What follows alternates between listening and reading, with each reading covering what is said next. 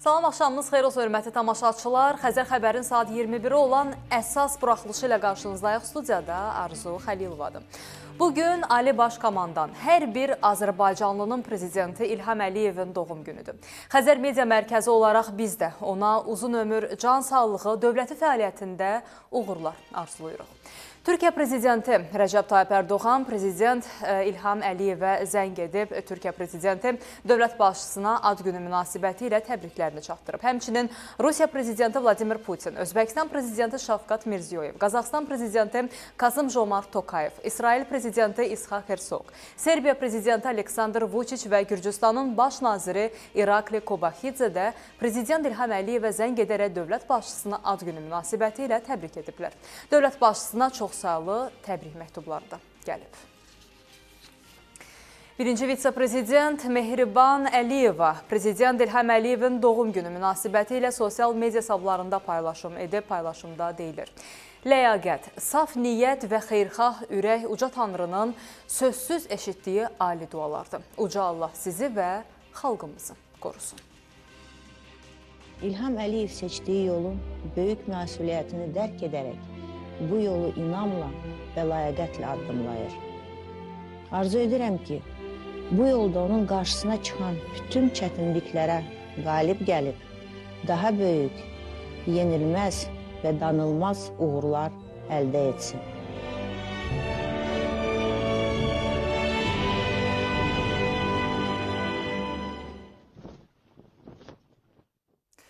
Bugün Prezident İlham Əliyevin liderlik yolu, onun siyasi iradəsini və beynəlxalq miqyasda qazandığı etimadı bir daha xatırladır. Dövlət başçısına münasibət təkcə ölkə daxilində deyil, dünya siyasətində də diqqətlə izlənilir. Qlobal güc mərkəzlərinin liderlərinin açıqlamaları, beynəlxalq sammitlərdə nümayiş etdirilən ehtiram, səmimi dialoqlar İlham Əliyevin balanslı və praqmatik diplomatiyasının göstəricisidir. Onun qəti siyasi iradəsi ilə işğaldan azad olunmuş ərazilər bugün beynəlxalq diplomatiyanın mühüm ünvanına çevrilib.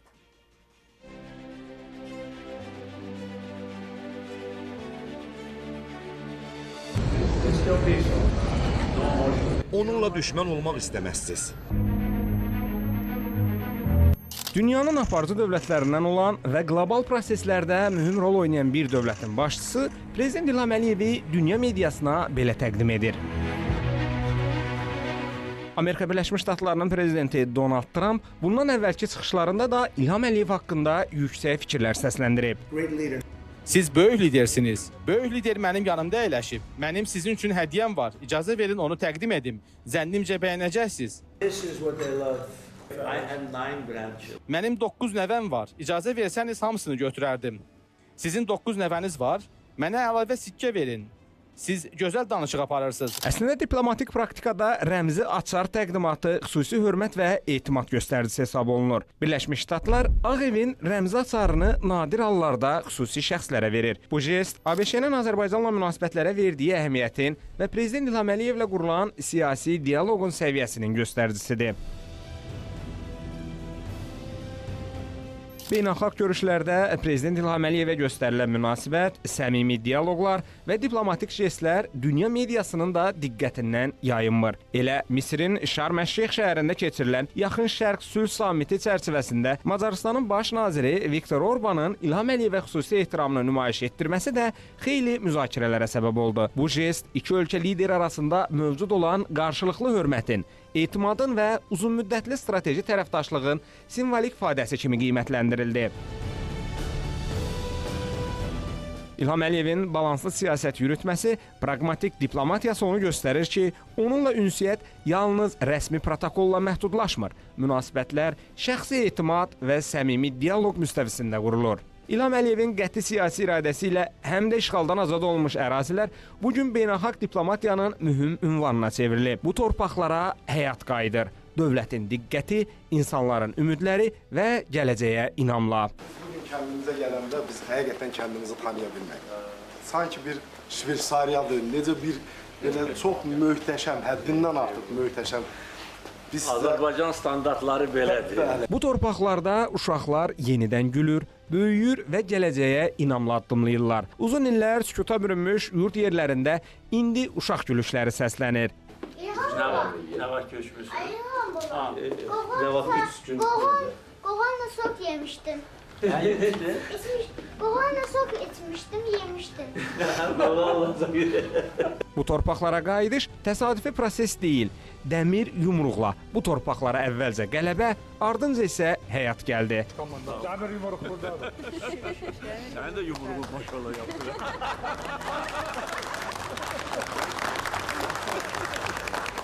Bir zamanlar Qarabağla bağlı səsləndirilən iddialar, hədələr və xülyalar da gerçəkliyə çevrildi. Lakin onların istədiyi şəkildə deyil. Tarix bu dəfə ədalətin tərəfində oldu. Onların tankları bugün Hərbi Qənimət Parkında nümayiş etdirilir. Erməni hərbi cinayətkarları bugün Bakıda məhkəmə qarşısında cavab verirlər və istintaq təcridxanasında Azərbaycan çayını içirlər. Bugün Prezident İlham Əliyevin ad günü onun keçdiyi yolun, nümayiş etdirdiyi siyasi iradənin və qazandığı etimadın fonunda qeyd olunur. Qlobal liderlərin münasibəti, xalqla səmimi dialoqu və işğaldan azad edilmiş torpaqlarda bərpa olunan həyat onun liderliyinin əsas mahiyyətini açıq şəkildə göstərir. Qələbədən böyük qayıdışa uzanan bu yol dövlətçilik iradəsinin, milli birliyin və gələcəyə inamın təcəssümüdür. Bu yol bu gün də Azərbaycanı daha güclü, daha sabit və daha inamlı sabaha aparır. Elmin Bayramlı, Xəzər xəbər. Dövlət başçısı bu ildə öz doğum günündə işğaldan azad olunmuş ərazilərdə vətəndaşlarla bərabər olub. Prezident İlham Əliyev və birinci xanım Mehriban Əliyeva Xankəndidə Zəfər Parkının açılışında iştirak ediblər. Daha sonra Ağdamda ikinci yaşayış kompleksinə köçən sakinlərlə görüşüblər.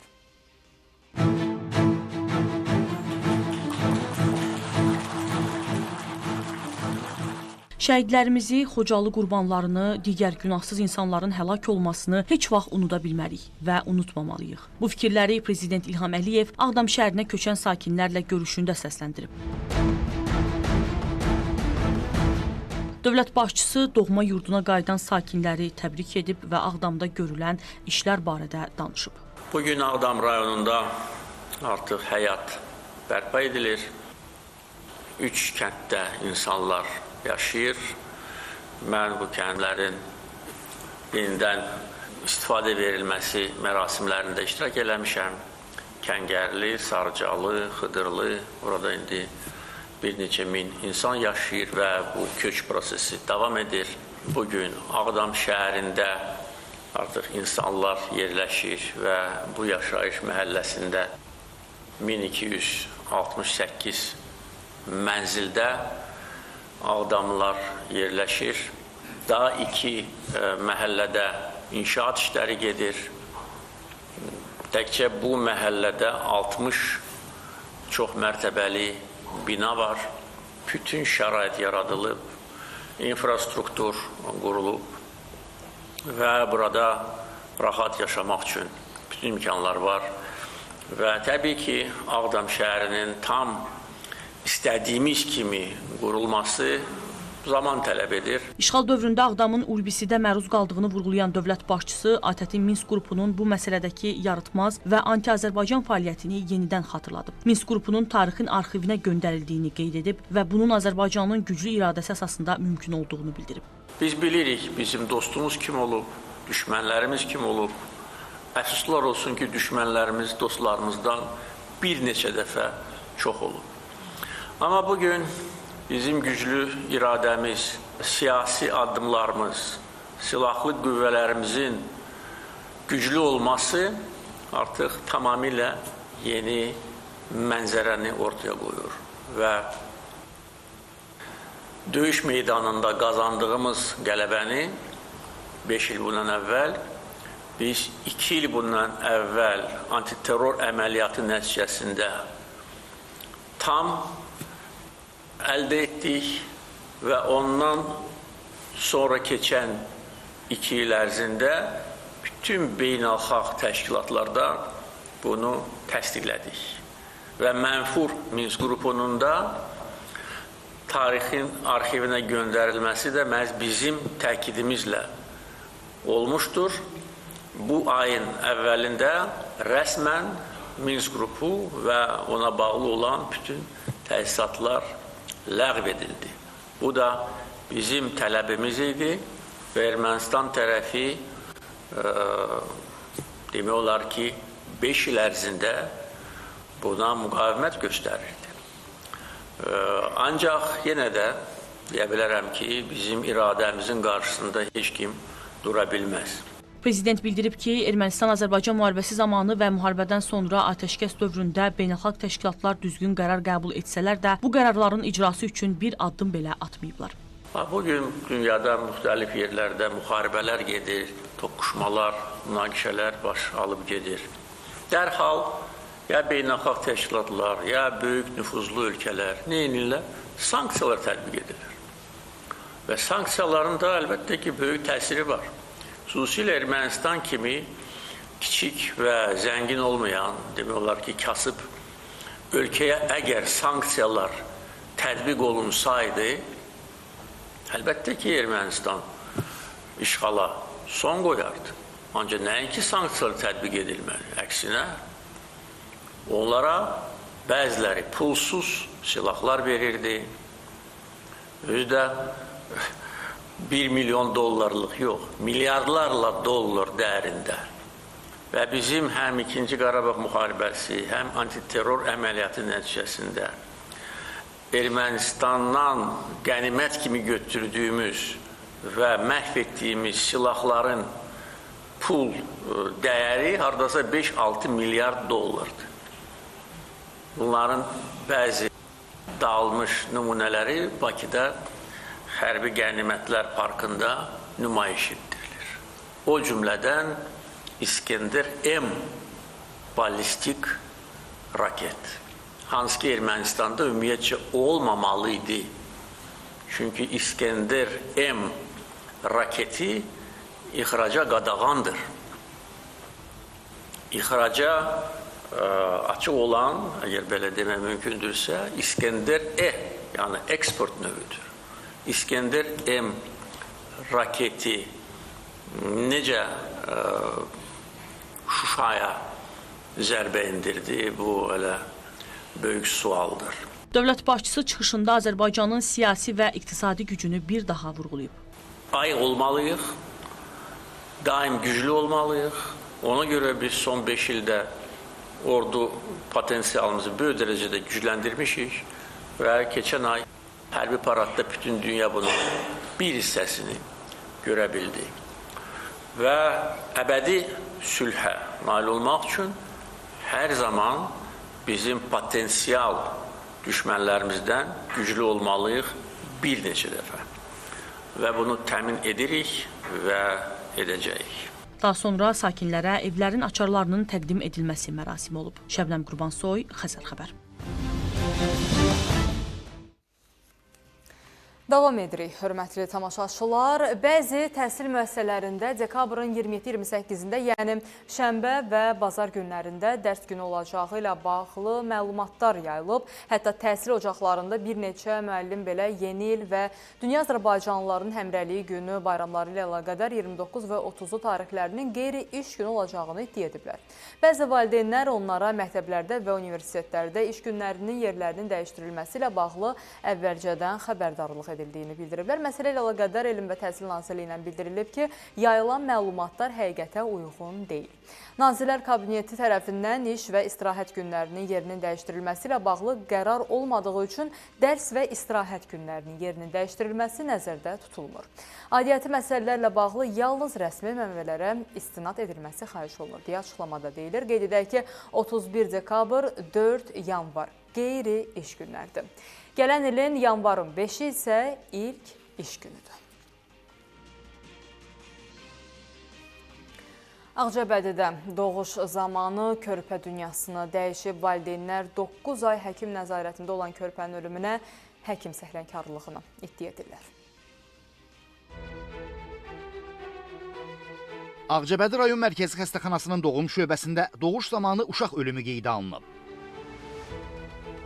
Zərdab rayonunun Körpü kənd sakini 23 yaşlı Rəhimova Ləman Abbas qızı ötən gün doğuş üçün Ağcabədi rayon mərkəzi xəstəxanasının doğum şöbəsinə yerləşdirilib. Valideynləri iddia edir ki, ana bətnində olan müddətdən indiki doğuş baş verən hala qədər həkim nəzarətində olan gəlinin və ana bətnindəki uşağın normal inkişafı qeydə alınıbdır. Lakin ötən gün doğuş zamanı uşağın ölüm faktorunun qeydə alınması valideynlər iddia edirlər ki, məhz həkim səhlənkarlığından baş verib. Mən həkiminə verəndə baxırlar deyib normal uşaq. Gecə saat 4-də kimi mənim uşağım qalsın. Bir də 4-də yoldaşım hədyanlıq eləyəndən sonra gəlib baxıb deyib uşaq döyünür deyil, nərimanlı uşaq. Lap yaxşı uşaq. Nə oldu? Aradan 10 dəqiqə keçdi, dedi uşaq doğub, ölübdür. Gəlinin qaynanası iddia edir ki, xəstəxanaya gələndən Rüfət həkimin onlara qarşı laqeyd münasibəti ilə qarşılaşıblar. Mənə deyirdin ki, hər şey normaldır. Həkim dayı mənim yanıma gəlmədi. Keçib otağa deyir, sən mənim yanıma gəl. Deyirəm, niyə doktor? Bayaqdan, mən sənin yanına getməliydim. İndi amma sən mənim yanıma gəl görüm ki, mənim uşağımı sən neynədin? Mən səndən sağlam istəyirdim. İlk uşaqdır bu? Hə, ilk uşaqdır. Məsələ ilə bağlı təbibdən Xəzər xəbərin sorğusuna cavab olaraq bildirilib ki, dünən saat 19:15 radələrində 2004-cü il təvəllüdlü, hamiləliyi 39 həftə olan qadın Ağcabədi rayon mərkəzi xəstəxanasının doğum şöbəsinə gətirilib. Bu gün saat 8:30 radələrində ölü döl ana bətnindən xaric edilib. Hazırda ananın müalicəsi doğum şöbəsində davam etdirilir. Vəziyyəti stabil olaraq qiymətləndirilir. Dölün meyti təşrih olunması üçün məhkəmə tibbi ekspertiza və patoloji anatomiya birliyinə təhvil verilib. Təşrihin nəticəsindən asılı olaraq ölümün dəqiq zamanı və səbəbi haqqında rəy təqdim etmək mümkün olacaq. Daşqın Abdullayev, Yusif Kərimli, Xəzər xəbər. Almaniyada Mingəçevirə tanışını ziyarətə gələn şəxsin 10 aylıq övladının halı qəfil pisləşib və o uşağı xəstəxanaya çatdırıb. Xəzər xəbərə müraciət edən valideyn iddia edir ki, xəstəxana ölüm ayağında olan övladına xarici ölkənin vətəndaşı olduğuna görə tibbi yardım göstərməkdən imtina edib. Təfərrüatları izləyək.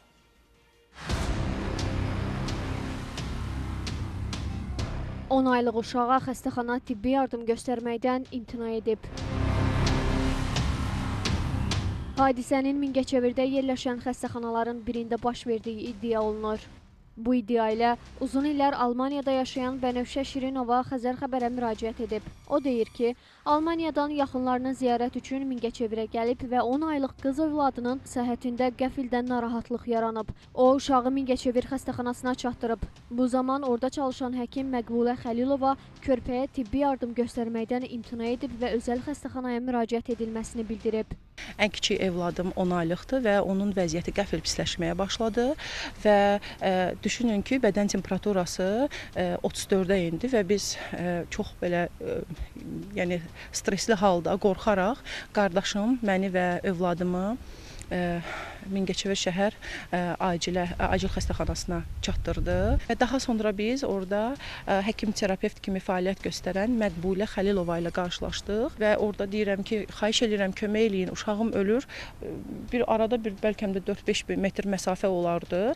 Heç bir yaxın da gəlmədən sadəcə belə baxdı, dedi ki, sizin uşağınız Azərbaycan vətəndaşı deyil. Bunun şəxsiyyət vəsiqəsi olmadığına görə və mən bunu ona görə də qəbul edə bilmərəm. Şikayətçi Bənövşə Şirinova həkim barədə tədbir görülməsini istəyir. Çox xahiş edirəm, bu məsələ ilə bağlı ciddi tədbiri görülsün və nəinki onun işdən çıxarılmasını, hətta onun əlindən bu həkimlik vəzifəsinin alınmasını xahiş edirəm. Sırf elə bir anaların, elə bir övladların, elə bir valideynlərin başına gəlməsin deyə bu xanım bugün bu işdən çıxacaq, sabah başqa bir yerdə işə girər, yenə eyni şeyləri etməsin deyə üzümü tuturam təbibə. Xahiş edirəm, bu məsələ ilə bağlı araşdırma aparılsın. Əgər mənim o, belə deyim, övladıma ölümə atdıqlarına görə mən onu tənqid etmişəmsə, təhqir etmişəmsə, bu qanun qarşısında, belə deyim sizə, boynum qıldan incədir. Mən özüm qanun qarşısında nə cəza çəkmək lazımdırsa hazıram. Məsələ ilə bağlı Mingəçevir xəstəxanasından Xəzər xəbərə bildirildi ki, tibb müəssisəsinin təcili tibbi yardım şöbəsində tibbi xidmət almaq üçün müraciət edən 10 aylıq körpə ilə bağlı daxil olan şikayət əsasında məsələ Mingəçevir şəhər mərkəzi xəstəxanasının tibbi şurasında müzakirə edilib. Hadisənin bütün tərəfləri dinlənilib və araşdırma aparılıb. Araşdırmanın nəticəsinə əsasən müəyyən edilib ki, təcili tibbi yardım şöbəsinin həkimi Xəlilova Məqbulə tərəfindən vətəndaşa ilkin mərhələdə düzgün yanaşma nümayiş etdirilməyib. Həkim-pasiyent münasibətlərinə və etik davranış qaydalarına zidd hallara yol verilib. Bu səbəbdən tibbi şuranın qərarı ilə həkim Xəlilova Məqbuləyə töhmət verilib. Qeyd edək ki, baş verən hadisə ilə bağlı valideyn Bənövşə Şirinova hüquq mühafizə orqanlarına da müraciət edib. Rahim İbrahimoğlu, Nərmin Məmmədhəsənli, Xəzər xəbər. Bakı-Sumqayıt yolunda sərnişin avtobusu yanıb, hadisə avtobus hərəkətdə olarkən baş verib. Bəs həmin vaxt avtobusda kimlər olub? Sujet izləyək.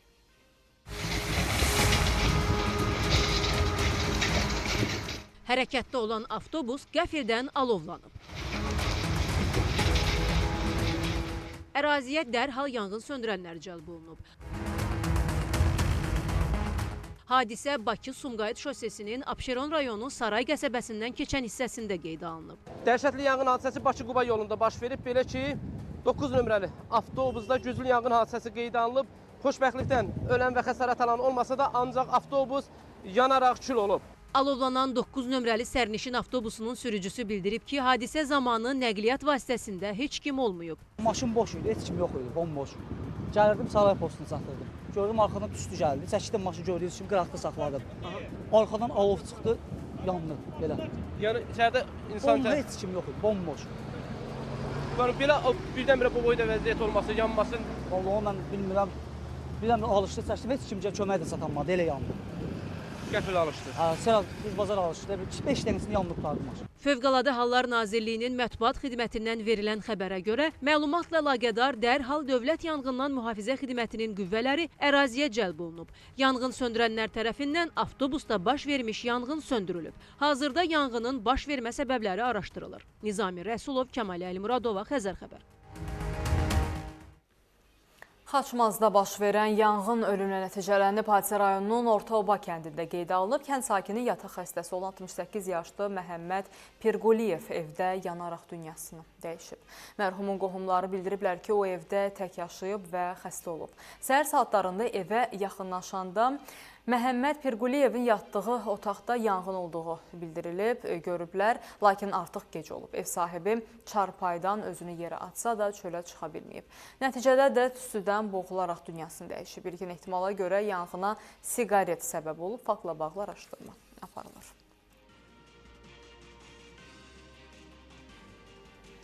Ucarda sahibsiz itlər kişiyə hücum edib, hücuma məruz qalan şəxs dərhal xəstəxanaya çatdırılıb. Təfərrüatları izləyək. Qəfildən kişiyə hücum edən itlər ona xəsarətlər yetirib. Qışqırtım göyə çıxdı, gözümü qan kəsildi, əlimi qan götürüb gedir. Canavar kimi itlərdir, canavar kimi. Hadisə Ucar rayonu 28 may küçəsində qeydə alınıb. 61 yaşlı Rəhman Əskərov yarımçıq tikilinin yaxınlığından keçərkən ərazidə olan sahibsiz itlər ona hücum ediblər. Gördüm o binanın içindən 4 dənə it çıxdı. Çıxan kimi cumdu ayağıma, yıxdı mən yerə. Yıxan kimi o bu siyah töküldü. Yerdə daş var, istəyim əyilib onu götürəm. Gəldi biri bu qolumdan yapışdı, biri bu qolumdan çəkdi. Daşa üspət edib götürə bilmədim. Ondan sonra qonşum gəldim var idi. Pencereden baxdı, yüyə gəldi. Mən daşı götürüb oraya atıncan qaçdılar, getdilər. Xəsarətlər alan Rəhman Əskərov ətrafdakı insanların köməyi ilə tibbi müəssisəyə çatdırılıb. Ucar rayon mərkəzi xəstəxanasından Xəzər xəbərə bildirilib ki, 1964-cü il təvəllüdlü pasiyentə bədənin müxtəlif nahiyələrinin didilmiş, cırılmış açıq yaraları diaqnozu təyin olunub və zəruri tibbi xidmətlər göstərilib. Quduzluq əleyhinə peyvənd olunub. Vəziyyəti qənaətbəxş qiymətləndirilən şəxs ambulator müalicə üçün evə buraxılıb.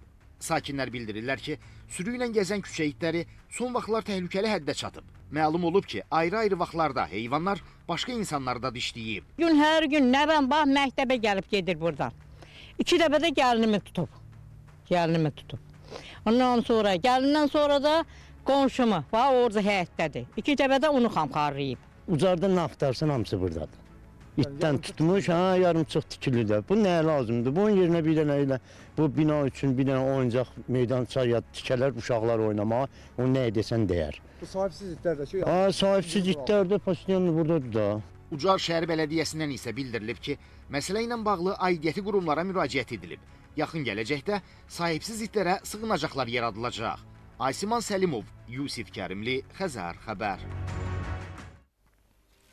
Hövsan qəsəbəsində təhlükəli yol problemi gündəmə gəlib. Belə ki, sürücülər iddia edirlər ki, hərəkətin intensiv olduğu dəmir yolu keçidində təhlükəsizlik tədbirlərinin yetərsizliyi sürücülərin həyatını riskə atır. Sakinlər aidiyyəti qurumlardan illərdir davam edən bu təhlükə ilə bağlı ciddi tədbirlər görülməsini tələb edirlər. Qəza demək olar ki, həftədə 2 dəfə qəzalar olur burada. Heç bir yerdə yoxdur ki, dəmir yolunun keçdiyini gözləyəsən. Birinci narahatçılığı, ikinci znak zad yox, heç nə. Yalandan deyə onu qoyublar stop. Mini avtomobili ilə teplovoz toqquşdu. Hadisə Hövsan qəsəbəsi ərazisində baş verib. Sürücülər deyirlər ki, hərəkətin intensiv olduğu ərazidə təhlükəsizlik qurğuları yerləşdirilmədiyindən ciddi problemlər yaranır. Sözü gedən dəmir yol keçidi qorunmur. Köhnə şlaqbaum kilidlənərək kənara atılıb. Xəbərdarlıq nişanı isə havanın qaranlıq saatlarında görünmür. Yəni, ani bir diqqətsizlik ağır qəzalara səbəb olur. Maraqlıdır, aidiyyatı qurumlar tərəfindən hərəkətin intensiv olduğu bu yolda qabaqlayıcı tədbirlər niyə görülmür? Sürücülər bildirirlər ki, həmin yoldan gün ərzində yüzlərlə şəxs istifadə edir. Bu da real təhlükədən xəbər verir. Mən uşaqları məktəbə aparıb götürüb gəlirəm. Ələxsus, səhər-səhər, bir də axşamüstülər burada nə sağa, nə sola, nə düz getməyə imkan olmur. Təhlükəlidir. İnsan həyatı üçün çox təhlükəlidir. Xahiş edirik aidiyyatı orqanlardan ki, buraya üçün bir əncam götürsünlər. Demək olar ki, 5 ildir bu problem mütəmadi davam edir. Burada məsələn qatar işləmir, ancaq limana qatar işləyir. Heç kəs də o qatarı gözləmir deyə fikirləşir qatar gələn deyil. Çıxırsan, nə işıq var, işıqlandırması düzgün deyil, nə bir şey. Qatarı da görmək mümkün deyil ki, burada gözləyəsən. Gəlir, keçir bir maşın, ikinci maşın, indi operator götürür, ikinci maşın dayananda düz dayanır dəmir yol xəttinin üstündə. Təhlükəsizliyə görə narahatam. Nişanları görmürük. Məsələ ilə bağlı Azərbaycan Dəmir Yolları Qapalı Səhmdar Cəmiyyətindən bildirildi ki, dəmir yolunda nəqliyyatın hərəkəti qanunvericiliyə əsasən tənzimlənir. Əgər keçiddən gün ərzində 30-dan çox qatar keçirsə, həmin ərazidə şlanqbaum qoyulur. Ümumiyyətlə, şlanqbaumun olub-olmamasından asılı olmayaraq keçidlərə yaxınlaşdıqca yol boyu xüsusi işarəverici və ya xəbərdarlıq nişanları mövcuddur. Şlaqbaumsuz keçidlərdə xəbərdarlıq nişanları 300 metr məsafədən başlayaraq qoyulur. Ümumiyyətlə, keçidə 5 metr məsafə qaldıqda mütləq dayanmaq lazımdır. Dəmir yol keçidlərindən istifadə edən bütün nəqliyyat vasitələrinin sürücüləri, həmçinin piyadalar yalnız qatara yol verməklə dəmir yol keçidlərindən keçə bilərlər. Qeyd edək ki, dəmir yolunun həmin hissəsindən təxminən 2 kilometr məsafəsində olan digər yolda isə şlaqbaum var. Fidan Əsədli, Üzeyir Ağayev, Xəzər xəbər.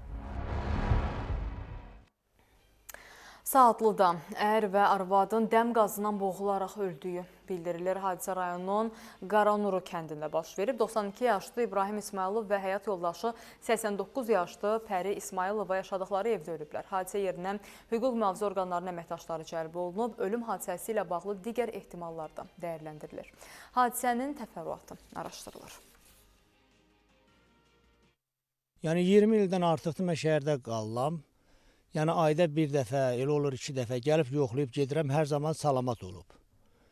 Bu səfərdə saat 4-5 radələrində mənə zəng gəldi ki, valideyninin ikisi də rəhmətə gedib. Yox, onlar məsuliyyətsiz insan deyil idilər.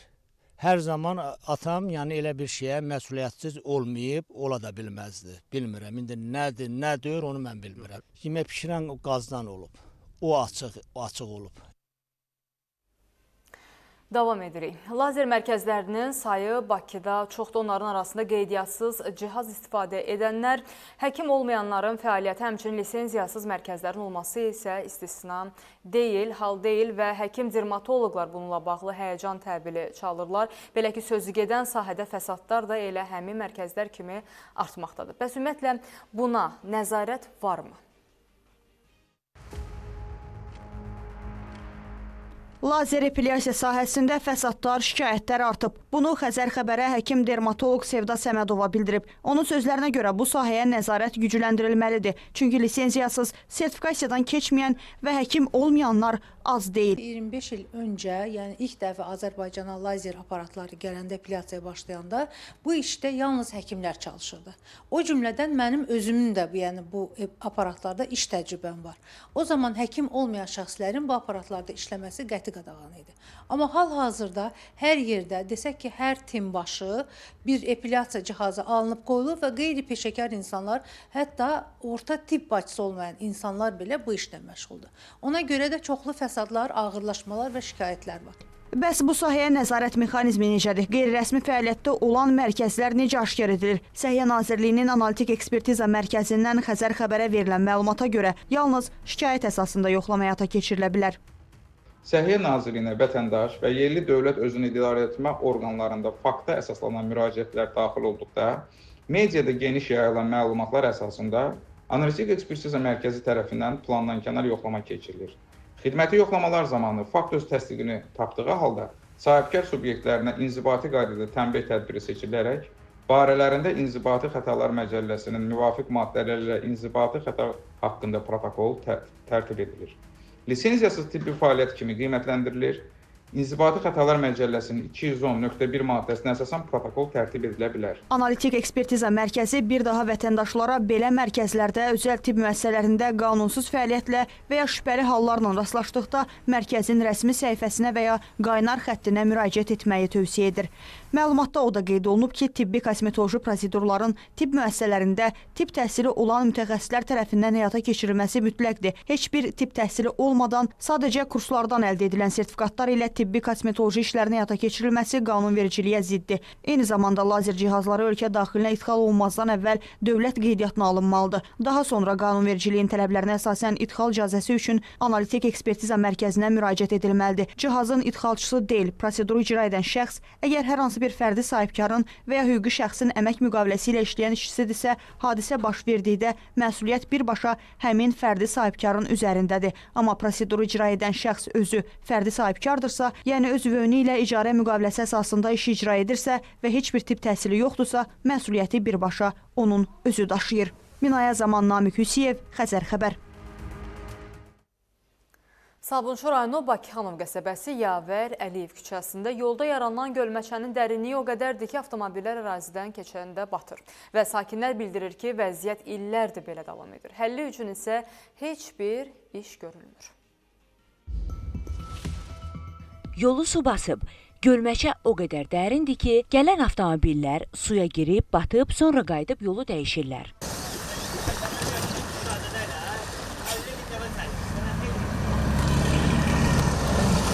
Xəzər xəbərə müraciət edən sakinlər bildiriblər ki, vəziyyət illərdir belədir. Həlli üçün isə heç bir iş görülmür. Hətta bir avtobus sürücüsü çəkib göstərməyinizin nə xeyri var, deyir. Burası Sabunçu rayonu Bakıxanov qəsəbəsi Yavər Əliyev küçəsidir. Sakinlərin bildirdiyinə görə payız-qış aylarında bax burada vəziyyət belə olur. Gölməçə o qədər dərindir ki, avtomobillər belə gölməçədə batırlar.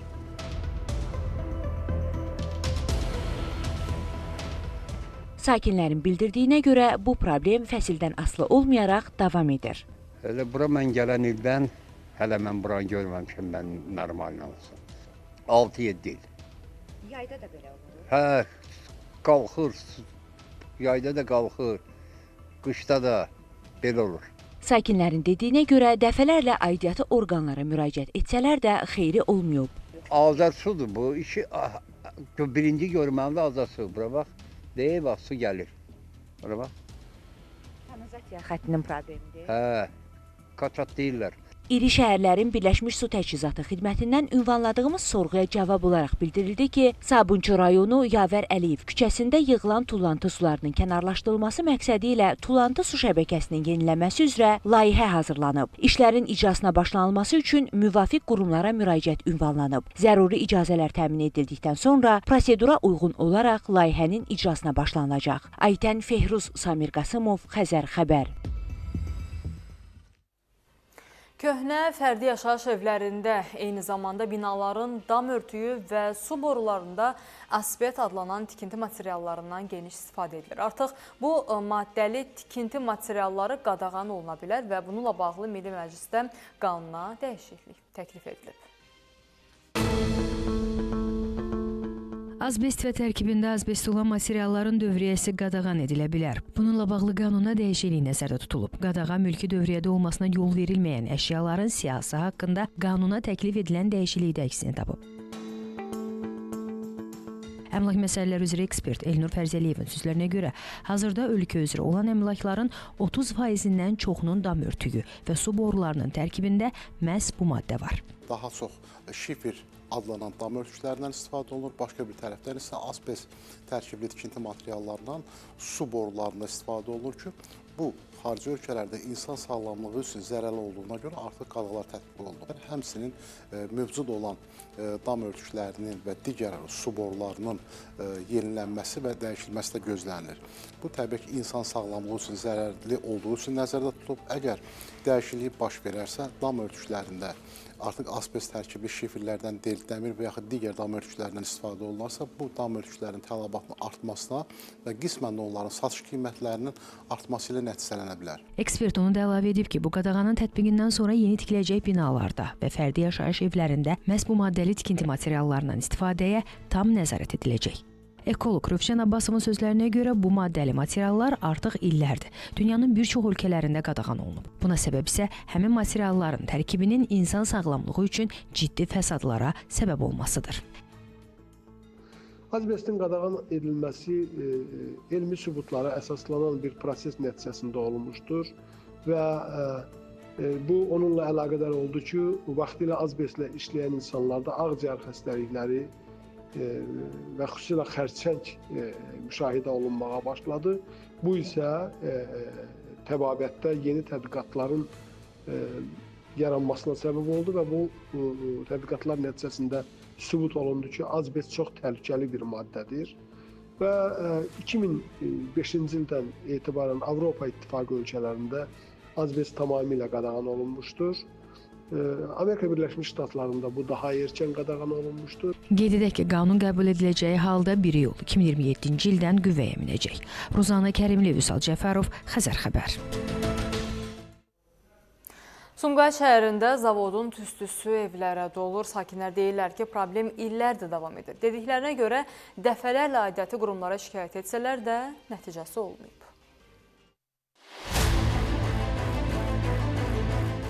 Zavoddan yayılan tüstü evlərə dolur.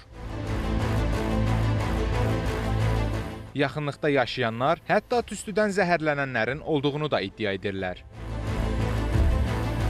İnşaatçılar küçəsi 59 ünvanında məskunlaşan keçmiş məcburi köçkünlər üzləşdikləri problemlə bağlı Xəzər xəbərə müraciət ediblər. Əziyyət çəkirik, bu zavodla əlaqədardır, tüstüsündəndir, metal əritmədir.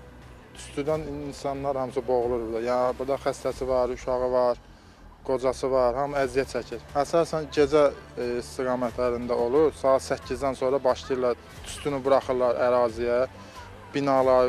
İndi qış olduğuna görə pəncərələr bağlıdır. Tüstü yəni o qədər də evə dolmur. Amma yay ərazilərində hava şəraitində pəncərələr açıq olduğuna görə hamı tüstülər evdə olur. Biz burada çox əziyyət çəkirik. Tüstü bizə imkan vermir. Yaşamağa qoymurlar biz burada yaşayaq. Ona görə də biz qalmışıq belə çıxılmaz vəziyyətdə. Nə etməliyik biz bilmirik. Uşaqlarımız xəstə, qoca adamlarıq, xəstə adamlarıq.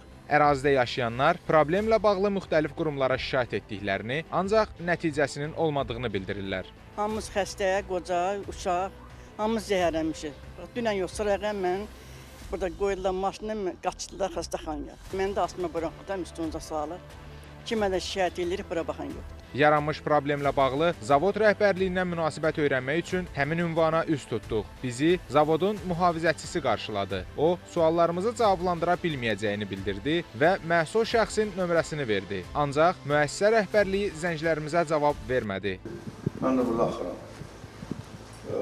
Məsul şəxs hələ ki yoxdur. Müdiriyyət gələndə xəbərdar edəcək. Yəni əlaqə nömrəsi varsa, sizdən əlaqə saxlayalım. Dövlət Ekoloji Təhlükəsizlik Xidmətindən isə Xəzər xəbərə bildirildi ki, məsələ ilə bağlı araşdırma aparılacaq və nəticəsi barədə məlumat veriləcək.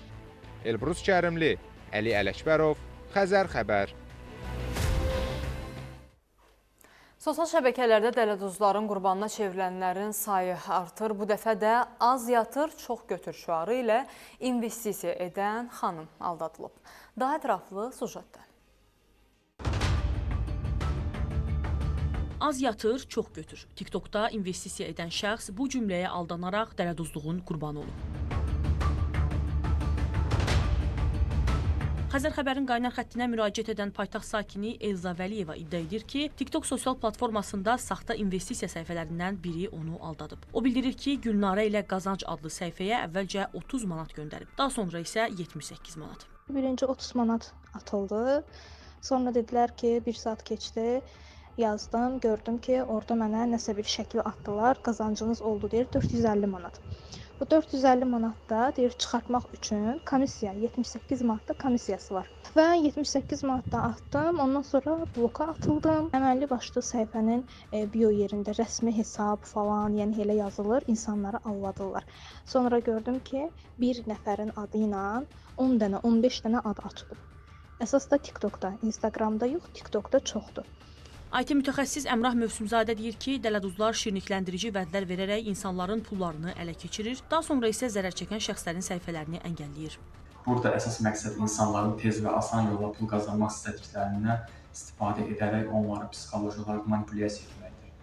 Dələduzlar əvvəlcə insanlardan kiçik məbləğlər tələb edirlər ki, etibar qazansınlar, daha sonra isə güya qazancın artdığını göstərərək saxta şəkillər göndərirlər.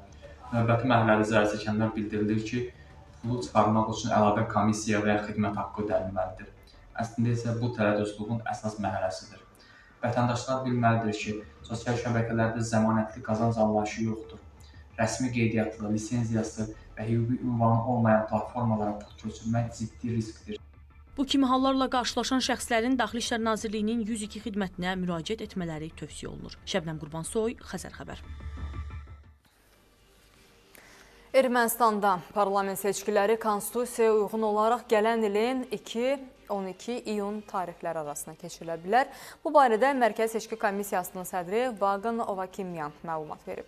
Seçki gününü ölkə prezidenti təyin edir, amma hələ fərman verilməyib. Hamı bu tarixlərdə yeganə bazar günü olduğu üçün 7 iyunu seçkilər günü kimi göstərir, deyə Ovakimyan bildirib. Onun sözlərinə görə seçki qabağı kampaniyanın maliyyə şəffaflığı da daxil olmaqla monitoringi və nəzarəti həyata keçiriləcək.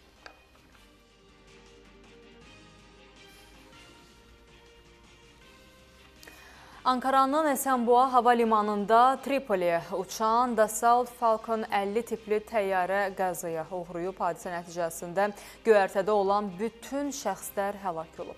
Faciəvi qəza zamanı Ankaradan rəsmi səfərdən qayıdan Liviya baş qərargah rəisi General Məhəmməd Həddad və onu müşahidə edən şəxslər həyatlarını itiriblər.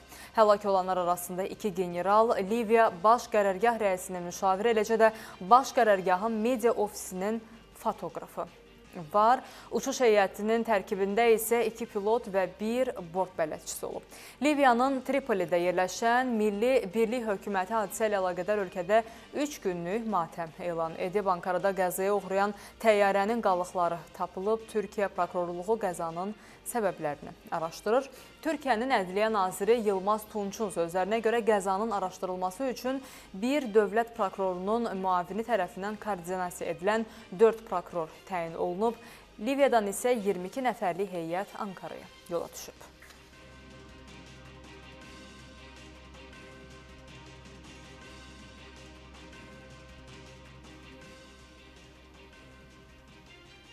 World Class Azərbaycanda tətbiq olunan təhlükəsizlik və sağlamlıq yanaşması üzvlərin məşq prosesində riskləri minimuma endirməyi və peşəkar nəzarəti ön plana çıxarır. Son dövrlər idman məkanlarında təhlükəsizlik mövzusu daha çox diqqət çəkir. Bəs məşq zamanı sağlamlıq və nəzarət necə təmin olunur? Hazırda olduğumuz World Class Azərbaycanda təhlükəsizlik və sağlamlıq məsələlərinə sistemli yanaşma tətbiq edilir. World Class-da əsas yanaşma preventiv tədbirlərdir. Hər bir yeni üzv sağlamlıq arayışı təqdim edir və ilkin fitness assessment-dən keçir. Risk qrupuna aid olan üzvlər üçün əlavə nəzarət mexanizmləri tətbiq olunur və tibbi göstəriş olmadan ağır yüklənmələrinə icazə verilmir. Məqsədimiz təhlükəsiz, balanslı və sağlam idman mühiti yaratmaqdır. World Class Azərbaycanda təhlükəsizlik fövqəladə vəziyyətlərdən öncə başlayan, gündəlik nəzarətlə davam edən bir sistemdir. Ölkənin ilk milli mebel brendi Embavut satış şəbəkəsini genişləndirməyə davam edir. 60-dan çox mağazası ilə ölkənin milli mebel brendlərindən olan Embavut Əhmədli ərazisində yeni mağazasını müştərilərin ixtiyarına verib. Rahatlıq və zövqün bir araya gəldiyi bu yeni filialda müxtəlif interyer üslublarına uyğun mebel dəstləri sərgilənir. Brendin təqdim etdiyi modellər geniş çeşidi, funksionallığı və yüksək keyfiyyəti ilə ziyarətçilərin diqqətini cəlb edir. Hər zaman alıcıların məmnunluğu üçün çalışan Embavut şirkəti olaraq yeni mağazamızın açılışı münasibəti ilə xüsusi endirimlər və sərfəli alış imkanları təklif edirik. Belə ki, müştərilər mebellərimizi modulyar və dəst olmaq şərti ilə sərfəli şərtlərlə həm nəqd, həm də kreditlə əldə edə bilərlər. Əlavə olaraq killi zəmanət, pulsuz çatdırılma və quraşdırılma xidmətləri ilə müştərilərimizin məmnuniyyətini daim ön planda saxlayırıq. Qeyd edək ki, uzun illərdir fəaliyyət göstərən Embavut brendi yerli istehsala, yüksək keyfiyyət standartlarına və müştəri məmnuniyyəti prinsiplərinə sadiq qalaraq ölkə üzrə mağaza şəbəkəsini uğurla genişləndirməyə davam edir. Belə hörmətli tamaşaçılar, bugünlük də bütün xəbərlərimizi təqdim etdik. Sağ olun, salamat qalın.